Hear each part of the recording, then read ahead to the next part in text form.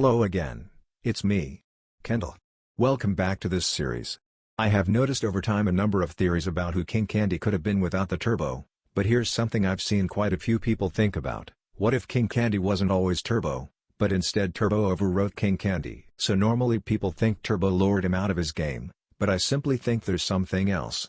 Since I noticed the stand King Candy stands on when announcing the race stays there after the world was restored and still has the initials KC on the side, King Candy pre-existed. With this, the block of his code is also still named King Candy. Do you remember the scene where King Candy goes to retrieve the medal? As you can see in this picture, there seems to be blocks, two of them, that resemble Turbo. They have the look of the original 8-bit Turbo from Turbo Time. Remembering that Turbo Time was 8-bit, comparing it to the graphics of Sugar Rush would say that the game has simpler coding. As shown, King Candy can just put the medal into the code. Since his Turbo code was simpler, he could have just taken them and put them into an existing King Candy code block.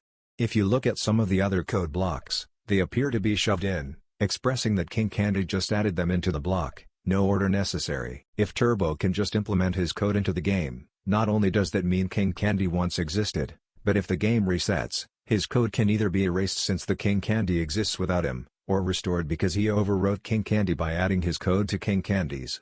Another thing this explains is why when Vanellope glitched the King into revealing Turbo, he has a three-dimensional design. With his code fixated to King Candy, Turbo was able to give himself the appropriate graphics to keep the game stable. When he went to Road Blasters, he didn't do that, leading to him crashing the game, literally.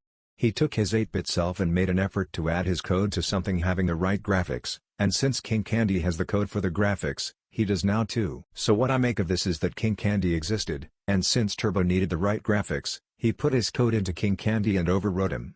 When Vanellope glitched King Candy into Turbo, since he now possessed the correct graphics in the overwritten King, he is able to host a three-dimensional form.